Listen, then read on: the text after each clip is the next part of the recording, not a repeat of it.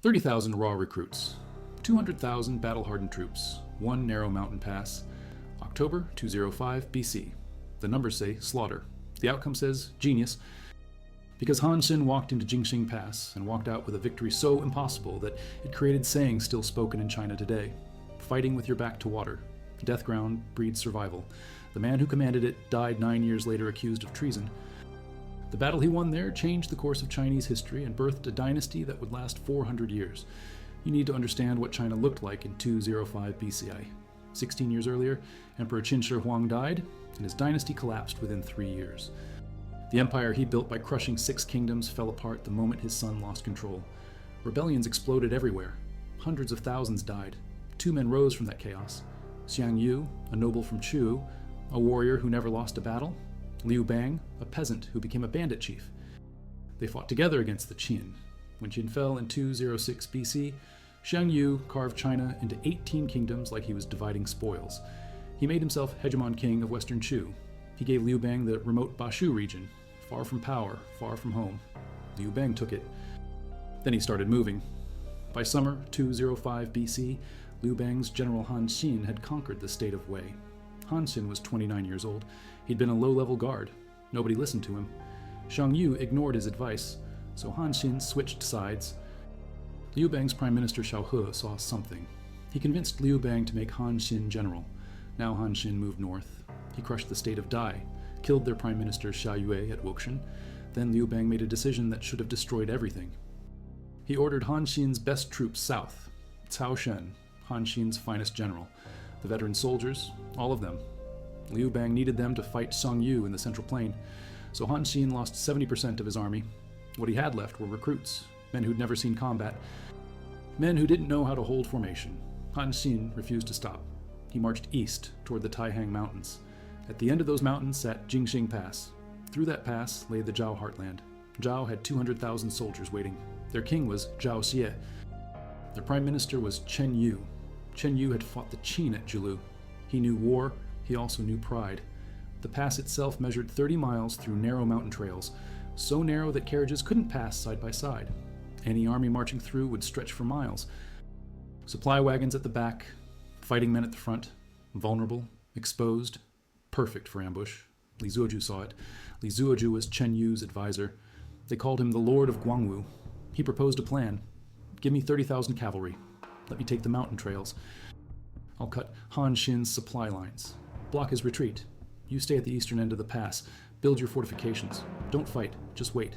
Han Xin's army will starve in 10 days. Then we take his head. Chen Yu refused. The Shiji records his exact reasoning. Chen Yu was a Confucian.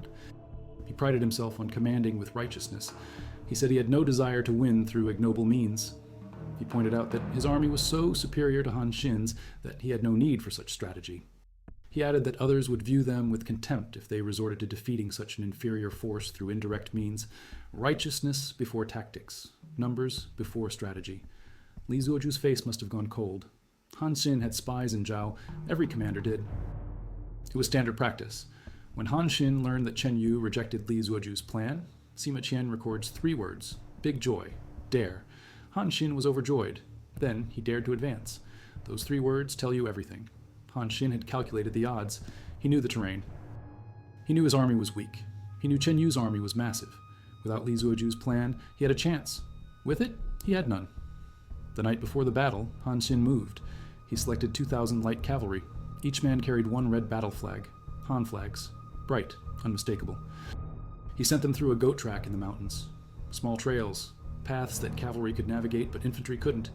These 2,000 men had one order: wait in the mountains behind the Zhao camp. When you see the entire Zhao army leave their camp to attack, rush in. Pull down every Zhao flag. Replace them with Han flags. Every single one. Then hold. Then Han Xin gave his main force a different order. Before dawn, eat a simple breakfast, light food, just enough, because you'll feast tonight. You'll feast on Zhao supplies after we destroy their army. His officers looked at him. Nobody believed him, but they followed orders. They'd followed this general through Wei, through Dai. He hadn't failed yet. At dawn, Han Xin sent 10,000 men through Jingxing Pass. These men marched onto the plain. Then they positioned themselves with their backs against the Mianmen River. Some sources call it the Tao River, same waterway, different names and different records. backs to the water, no retreat possible. Every military manual said this was suicide. Sun Tzu himself wrote that you never trap your own army against terrain. But Han Xin put 10,000 men in exactly that position. Zhao soldiers saw it. They laughed. Sima Qian records that detail. The Zhao army laughed at the Han deployment. Chen Yu should have attacked immediately.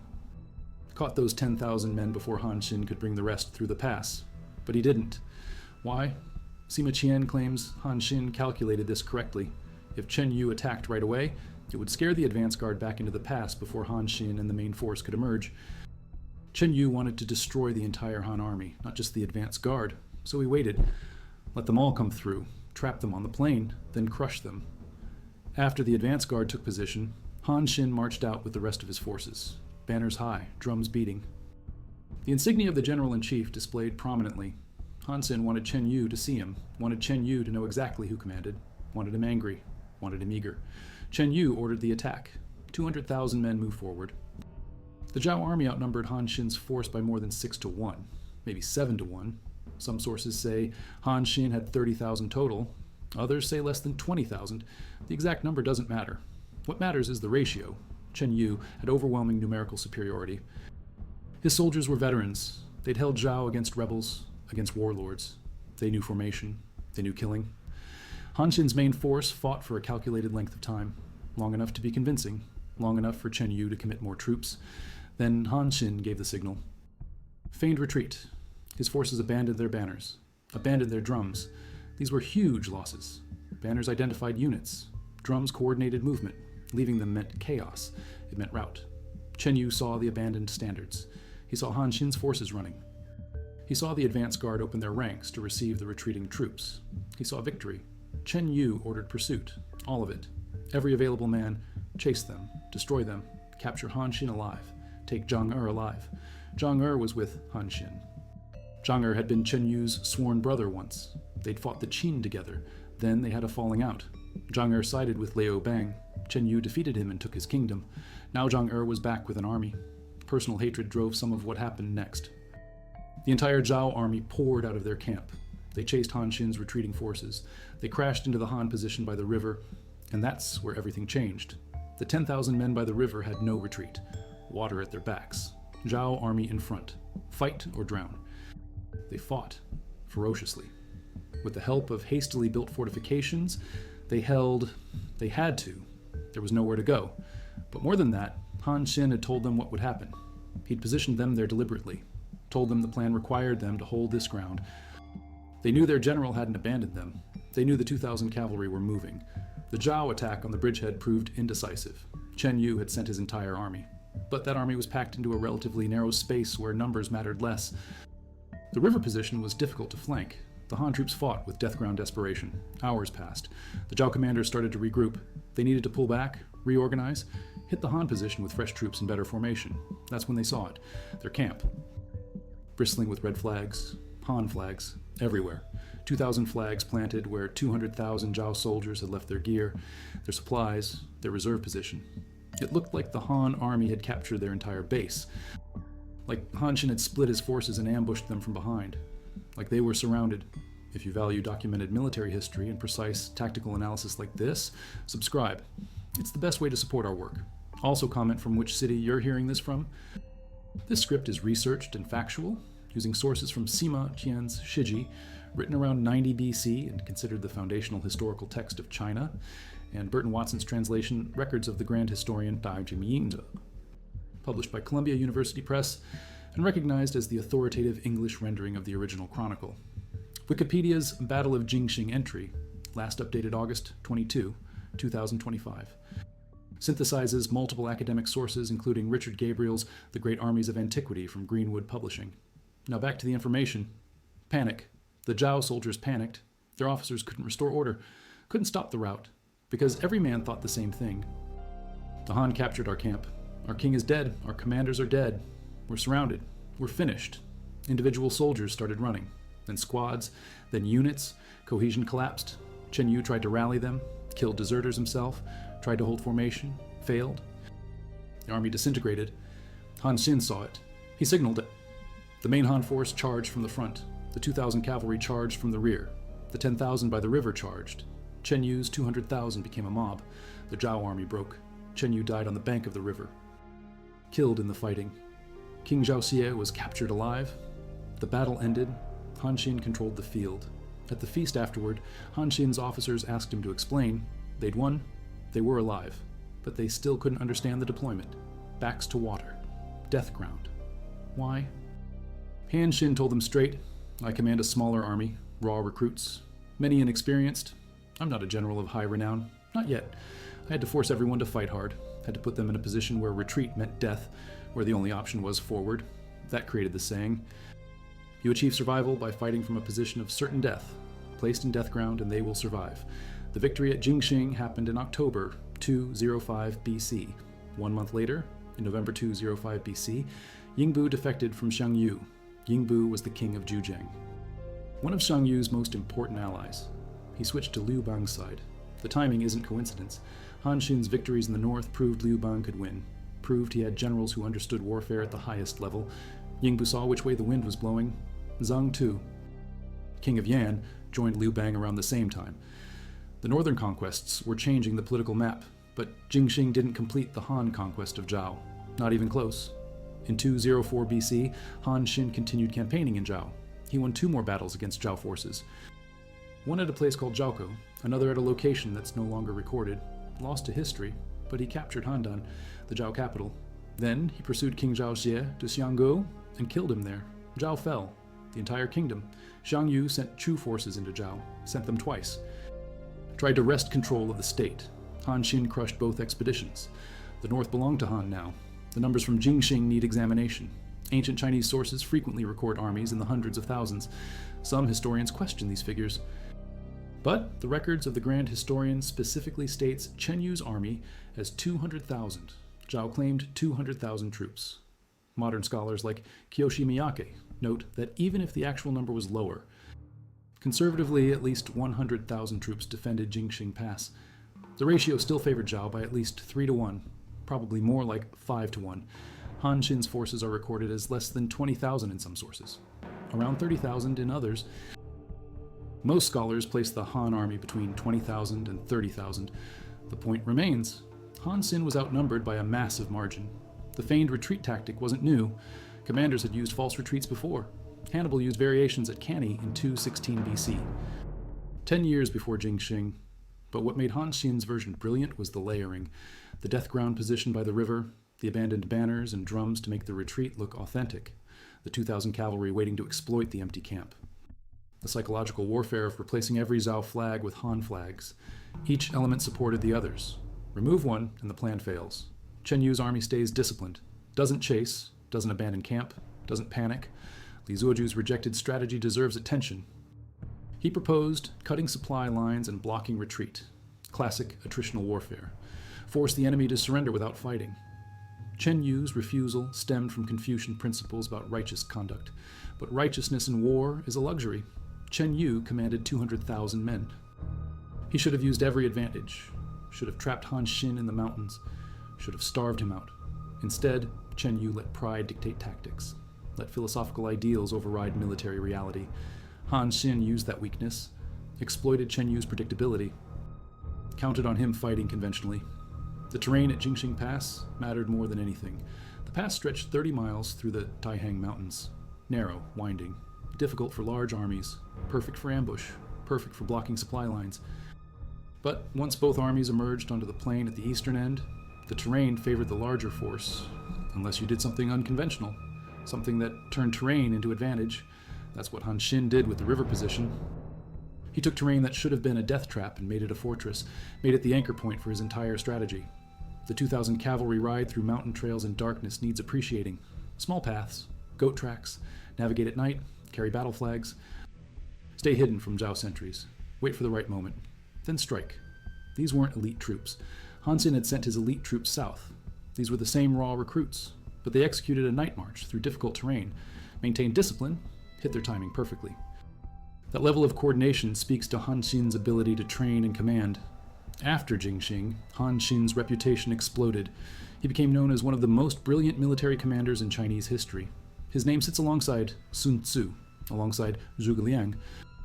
The battle proved he could take inferior forces and defeat superior numbers through pure tactical genius, through understanding psychology, through calculated risk. Liu Bang recognized it, gave Han Xin more authority, more troops, more campaigns. In 204 BC, Han Xin faced another challenge. Zhang Yu sent Long Zhu with a massive Chu army to conquer the state of Qi. Qi had sided with Han. Long Zhu was Zhang Yu's best general, loyal, experienced, victorious in multiple campaigns. He commanded over 200,000 troops. More than Chen Yu had at Jingxing. Long Zhu allied with the royal army of Qi. The combined Chu-Qi force outnumbered Han Xin again, but Han Xin won, used a different strategy, dammed the Wei River with sandbags, let Long Zhu's forces cross, then released the dam, drowned thousands, isolated Long Zhu with a fraction of his army, killed Long Zhu in the counterattack, conquered Qi. The victories kept stacking. Han Xin's northern campaigns from 206 BC to 203 BC read like a textbook on warfare. 3 Qins, Wei, Dai, Zhao, Qi, 5 major campaigns. All victories, different tactics each time, different terrain, different enemies, same result, success. Liu Bang's strategy worked. While Zhang Yu and Liu Bang wore each other down in the central plain, Han Xin conquered the north, built an empire, secured resources, trained armies, positioned Liu Bang for final victory. The Chu-Han contention was brutal. 4 years of continuous warfare from 206 BC to 202 BC, hundreds of thousands dead, cities destroyed, farmland burned, but Han Xin's northern campaigns gave Liu Bang the advantage he needed. In 203 BC, Zhang Yu tried to split the coalition, sent an envoy to Han Xin with an offer: remain neutral, divide China 3 ways. Liu Bang takes the west, Zhang Yu takes the east, Han Xin takes the north. Independent kingdoms, no more war. Han Xin's advisor Kuai Tong urged him to accept, pointed out that Liu Bang would eventually see Han Xin as a threat, would execute him. Kuai Tong was right, but Han Xin refused. He remembered serving Zhang Yu as a guard, remembered Zhang Yu ignoring his suggestions, remembered Liu Bang giving him command, giving him trust. Han Xin chose loyalty, stayed with Liu Bang. That decision sealed Zhang Yu's fate. In December 203 BC, Han forces surrounded Zhang Yu at Gaixia. Liu Bang commanded from the west, Peng Yue from the northeast, Han Xin from the north, Yingbu from the southeast. 5 armies coordinating in winter. Logistically impressive. They trapped Zhang Yu. Han Xin used tactics similar to Hannibal at Cannae, formed reserve lines, advanced the center, drew Zhang Yu's forces forward, then hit them from the flanks. Encirclement, annihilation. Zhang Yu broke through, fled with a few hundred riders, reached the Wu River, realized he couldn't escape, killed himself rather than face capture. The Chu-Han contention ended. Liu Bang won. In February 202 BC, Liu Bang ascended the throne as Emperor Gaozu, founded the Han dynasty, made Han Xin king of Chu, rewarded his other generals with kingdoms of their own, but the rewards didn't last. Within years, Liu Bang turned on the generals who weren't part of his family, suspected them of plotting. In 201 BC, courtiers accused Han Xin of treason. Liu Bang didn't execute him. Instead, he summoned Han Xin under the pretext of a meeting, then arrested him, demoted him from King of Chu to Marquis of Huayin. A massive demotion, stripped of power, stripped of army. Han Xin was transferred to the northern frontier, sent to defend against the Xiongnu, nomadic horseback warriors who raided the border. Dangerous duty, but Han Xin served. In 196 BC, 9 years after Jingxing, Empress Lu had Han Xin executed. The charges were conspiracy, plotting rebellion. Whether the charges were true remains debated. Some historians argue Han Xin never plotted. Others suggest he had legitimate grievances. Kuai Tong had warned him, had predicted exactly this. Han Xin chose loyalty over safety, paid with his life. He was 39 years old, maybe 40. Sources differ on his exact birth year. But he lived a short life, accomplished more in 15 years than most generals accomplish in 50. The Battle of Jingxing remains studied in Chinese military academies. The tactics are taught. The principles analyzed. Modern military strategists look at Han Xin's campaigns and see timeless lessons. Use terrain to negate numerical advantage. Understand your enemy's psychology. Know when to take calculated risks. Train your troops to execute complex maneuvers. Maintain adaptability. Change tactics based on circumstances. Han Xin never used the same strategy twice. Every battle demanded different solutions. He found them. The saying that emerged from Jingxing, fighting with your back to water. That phrase entered Chinese culture. Became shorthand for do-or-die situations, moments when retreat isn't possible, when the only option is forward. The Japanese adopted a similar phrase, position with your back to the water. Same concept, same source. Jingxing reached beyond China's borders. He influenced military thought across Asia. Another saying from Han Xin's life deserves mention. Achieving survival by fighting from a position of certain death, placed in death ground, and you will survive. This became fundamental in Chinese military philosophy. Sun Tzu wrote about it. But Han Xin proved it. He demonstrated that soldiers fight hardest when they have no choice, when survival depends on victory. Modern psychologists study this phenomenon and call it different names, but the principle remains. Desperation breeds focus, eliminates hesitation, forces commitment. The contrast between Chen Yu and Han Xin reveals everything about why Zhao lost. Chen Yu commanded from philosophy, from pride, from assumptions about how war should be fought. Han Xin commanded from reality, from adaptation, from understanding that war has no rules except survival. Chen Yu believed his numbers guaranteed victory. Han Xin knew numbers meant nothing if you couldn't bring them to bear effectively. Chen Yu rejected Li Zuoju's guerrilla strategy because it seemed dishonorable. Han Xin used feigned retreat, death ground positioning, and psychological warfare, because they worked. One general fought the war he wanted. The other fought the war that existed. The political context matters. 205 BC was year 2 of the Chu-Han contention. Liu Bang had just suffered a devastating defeat at Pingqing earlier that year. Xiang Yus caught Liu Bang by surprise, destroyed his army, captured his father and wife. Only a freak storm allowed Liu Bang to escape. He retreated to Xinjiang, established a new base, but he needed victories, needed momentum, needed to prove he could challenge Xiang Yu. Han Xin gave him that. The northern conquests weren't sideshows. They were the foundation of Liu Bang's eventual victory. Every kingdom Han Xin took was resources Xiang Yu couldn't access. Territory Liu Bang controlled, base areas for future campaigns. The 18-kingdom system that Xiang Yu created after the Qin fell was fundamentally unstable. Xiang Yu tried to revive the warring states period, carved China into feudal territories ruled by various warlords and nobles, but those territories wanted different things, had different loyalties, different ambitions. The system guaranteed conflict. Within months, kingdoms went to war with each other. Liu Bang exploited this, built alliances, made promises, positioned himself as the alternative to chaos. Han Xin's victories made those promises credible, showed that Liu Bang had the military power to protect allies and destroy enemies. The logistics of Han Xin's campaigns deserve examination. Moving armies through mountainous terrain, feeding troops far from home, maintaining supply lines across hostile territory. These weren't small challenges. Ancient Chinese armies required enormous amounts of food. A force of 20,000 men needed thousands of pounds of grain daily, plus water, plus fodder for horses, plus equipment. The records of the Grand Historian mentions that Han Xin was a logistics prefect before becoming general. He understood supply management, understood how to forage, how to capture enemy supplies, how to move quickly enough that logistics problems didn't become critical. His military genius included administrative competence. The 2,000 cavalry at Jingxing performed one of history's most perfect deception operations. They had to navigate mountain trails in darkness, had to avoid Zhao sentries, had to time their entrance into the Zhao camp perfectly. Too early and they'd be discovered. Too late, and the main battle would end before they could impact it. They had to physically remove every Zhao flag and replace it with Han flags. That takes time, organization, discipline. They had to hold the camp long enough for the Zhao army to see it and panic. If the Zhao army had rallied quickly, those 2,000 men would have been slaughtered. But they didn't. The deception worked because every element executed flawlessly. Compare Han Xin's tactics to other historical feigned retreats. At the Battle of Kari in 53 BC, the Parthians used mounted archers to execute multiple false retreats against Roman legions, baited the Romans into breaking formation, then massacred them.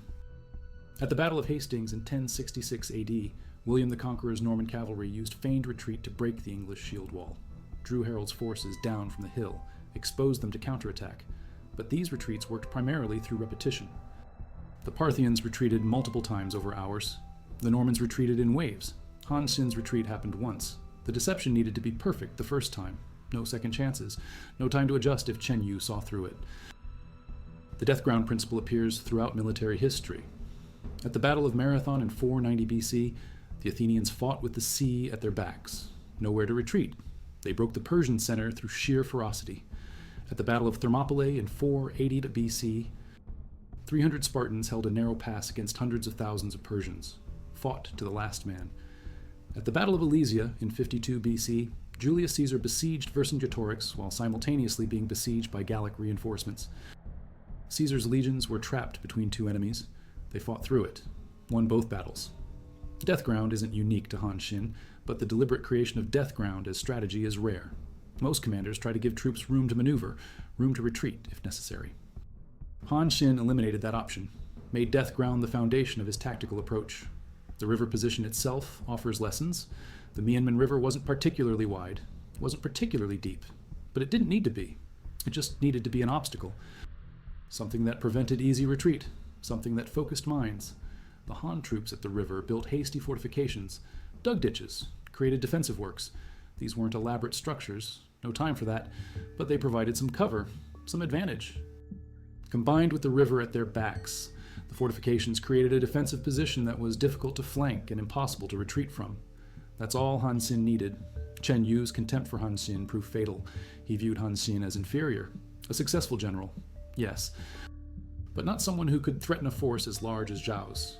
That contempt made Chen Yu predictable, made him fight conventionally, made him reject Li Zuoju's unconventional strategy.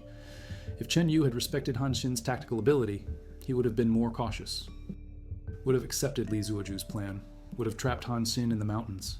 But respect requires humility. Chen Yu lacked that. His Confucian principles about righteous conduct masked arrogance. He believed proper form mattered more than results. Han Xin proved otherwise. The capture of King Zhao Xie ended the battle but didn't end Zhao's resistance. Zhao nobles fled, organized guerrilla warfare, tried to reclaim their kingdom. That's why Han Xin spent 204 BC campaigning through Zhao, fighting multiple engagements, besieging cities, hunting down resistance leaders. The victory at Jingxing opened the door, but securing the conquest took another year. This pattern repeated throughout Han Xin's northern campaigns, decisive battlefield victories followed by months of pacification. The spectacle of battle matters less than the grinding work of occupation. Shang Yu's decision to send Chu forces into Zhao twice shows how seriously he viewed Han Xin's northern conquests.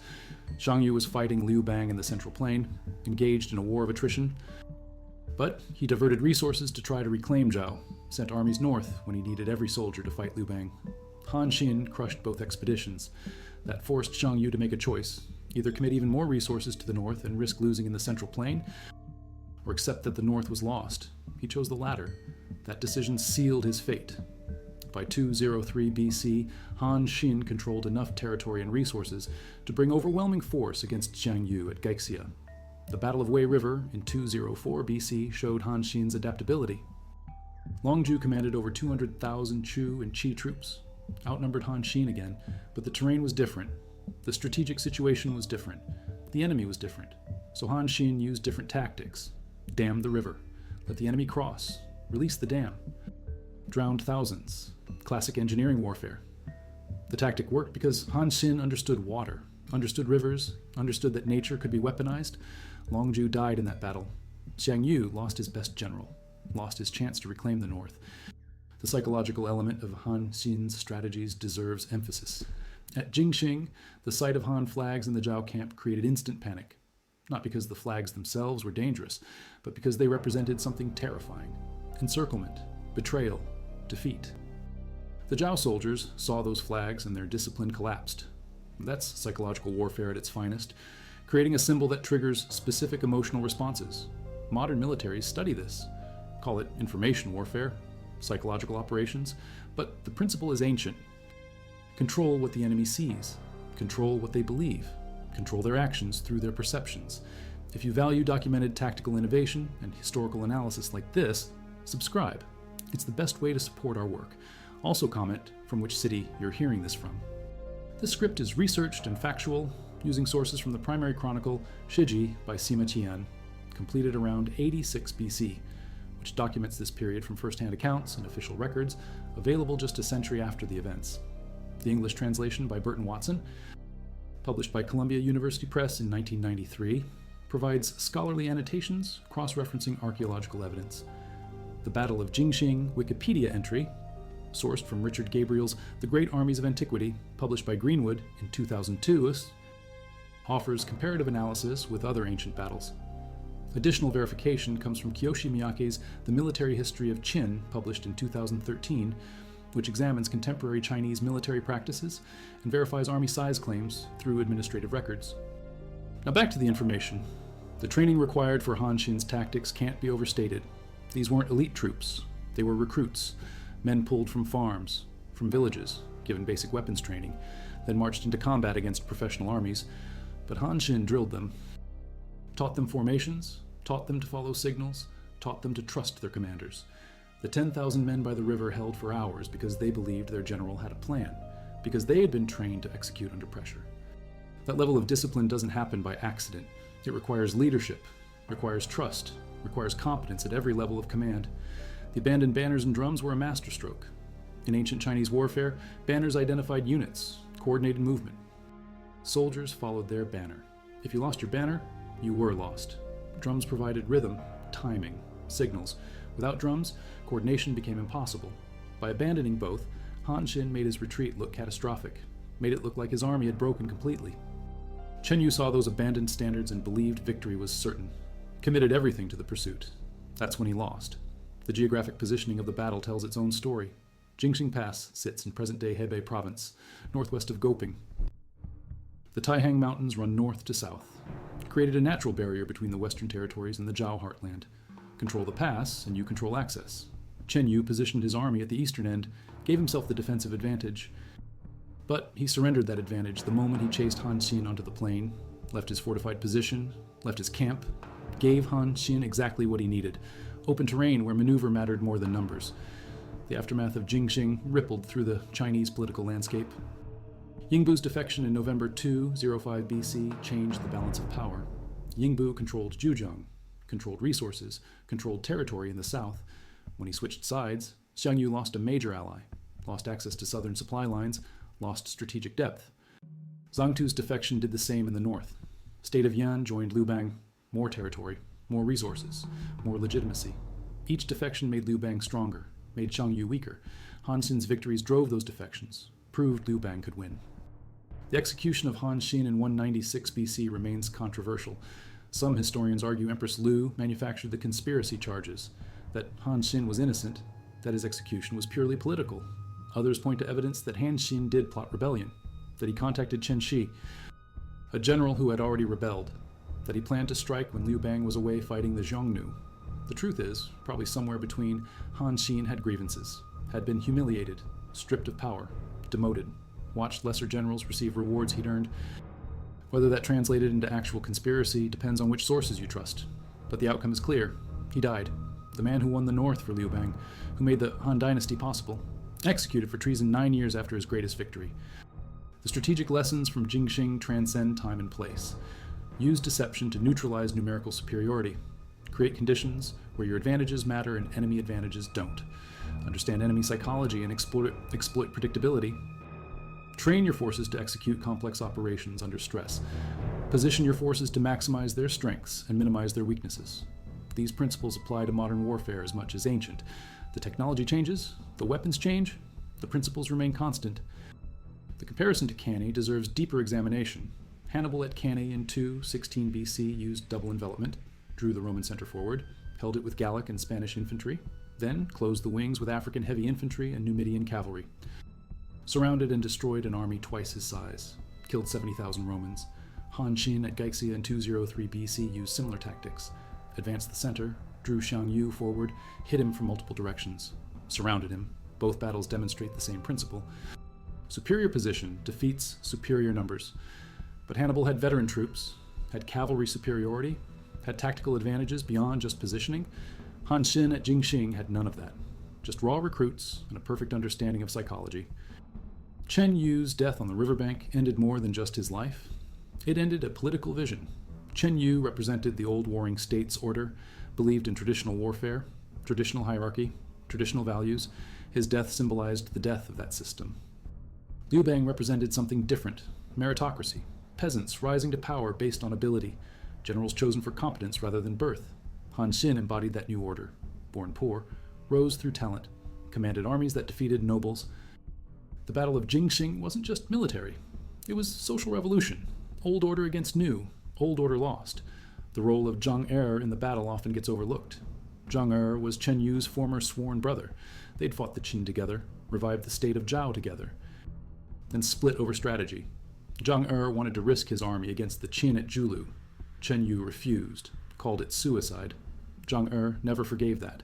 When Chen Yu later defeated him and took his kingdom, the split became permanent. Zhang Er fled to Liu Bang, joined forces with Han Xin. At Jingxing, Zhang Er fought against the man who'd once been his brother. Personal animosity fueled the battle, made surrender impossible, made compromise impossible. The only resolution was death.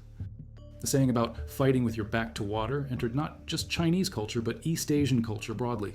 Korean military academies teach it. Japanese military history includes it. Vietnamese strategists reference it. The concept spread because it worked. Because commanders across Asia studied Han Xin's campaigns, copied his tactics, adapted his principles. The Battle of Jingxing became a case study, a perfect example of turning disadvantage into advantage, of using creativity to defeat strength. Military academies teach Jingxing alongside Canny, alongside Marathon, alongside Agincourt. It belongs in that company. The political aftermath of the Chu-Han contention shaped China for centuries. Liu Bang founded the Han dynasty in 202 BC. The dynasty lasted until 220 AD, 422 years. Brief interruption by Wang Mang from 9 to 23 AD, then restored. That longevity came from foundations laid during the contention, from the administrative systems Han Xin and others built in conquered territories, from the legitimacy earned through military victory, from the meritocratic principles that allowed talented commoners to rise. The Han dynasty became the golden age of Chinese civilization. Science, art, philosophy, expansion, all of it traced back to Liu Bang's victory. And Liu Bang's victory traced back to Han Xin's northern campaigns, and those campaigns traced back to Jingxing. The contrast between Shang Yu and Liu Bang mirrors the contrast between Chen Yu's and Han Xin. Shang Yu was the better warrior, won more battles, never lost personal combat. But Liu Bang was the better leader, delegated authority, trusted subordinates, built coalitions. Shang Yu tried to do everything himself, couldn't delegate, couldn't trust. That limitation killed him. Chen Yu had the same problem, rejected Li Zuoju's advice, relied on his own judgment, believed his experience made him infallible. Han Xin listened, adapted, changed tactics based on circumstances. That flexibility won wars. The archaeological evidence from the Jingxing region confirms the battle's location. Excavations have found weapons, armor fragments, human remains, all dating to the late 3rd century BC. The evidence matches the historical accounts, proves the battle happened where sources say it happened, proves armies fought there, proves casualties were significant. Modern archaeology validates ancient history, turns chronicles into verified fact. The winter campaigns Han Xin conducted demonstrate logistical mastery. Moving armies in winter was rare in ancient China. Cold, snow, frozen rivers, supply difficulties. Most armies campaigned in spring and summer, wintered in place, but Han Xin campaigned year-round. The Battle of Jingxing happened in October. The Battle of Wei River happened in November or December. The Battle of Gaixia happened in December. Han Xin used winter as advantage. Enemy armies weren't prepared, weren't expecting attacks, weren't mobile. He struck when conditions seemed impossible. That created surprise, created advantage. The number of battles Han Xin fought across his career is staggering. From 206 BC to 203 BC, he commanded in over 15 major engagements, maybe more. Some battles aren't recorded in detail, just mentioned in passing. 3 Qin's campaign, multiple battles. Wei campaign, multiple battles. Dai, Zhao, Qi. Each campaign included several engagements, sieges, ambushes, field battles, all victories. The consistency is remarkable. The adaptability is remarkable. Never the same tactic twice, never the same approach. Always finding ways to win. The relationship between Han Xin and Liu Bang was complex. Liu Bang needed Han Xin, needed his military genius, needed his victories, but Liu Bang also feared him. Feared his competence, feared his popularity, feared what Han Xin could do if he rebelled. That fear eventually led to Han Xin's execution. But during the contention, Liu Bang suppressed that fear, gave Han Xin authority, gave him armies, gave him autonomy. Because winning mattered more than fear. Once the war ended, fear took over. That's the tragedy. The man who delivered victory became the victim of that victory's success. Kuai Tong's prediction proved accurate. He told Han Xin that Liu Bang would kill him eventually. Told him to accept Shang Yu's offer, take the north, become independent. Han Xin refused, chose loyalty, died for it. That choice defines his character. He wasn't just a brilliant general, he was a man who valued honor over survival, who kept oaths even when breaking them made strategic sense. That honor cost him his life, but it also immortalized him. made him a symbol, made his story resonate across centuries. The archaeological site at Jingxing Pass is now protected, marked, studied. Chinese military historians visit it, walk the terrain, understand the geography, see how Han Xin used the mountains, used the river, used the narrow pass. Standing there, the battle makes sense. The tactics become clear. The genius becomes obvious, because terrain doesn't lie. Terrain shows what was possible, what wasn't, what Han Xin accomplished there. In 2018, excavations at a site near Gaoping unearthed a mass grave, over 400 bodies, all male, all showing signs of violent death, dating to approximately 205 BC. The grave matches the timeline, matches the location, could be casualties from Jingxing, could be Chen Yu's soldiers. The evidence isn't conclusive, but it's suggestive. It shows that battles in this region at this time produced exactly the kind of casualties ancient sources describe. It validates the scale, validates the violence, turns numbers and chronicles into actual human cost.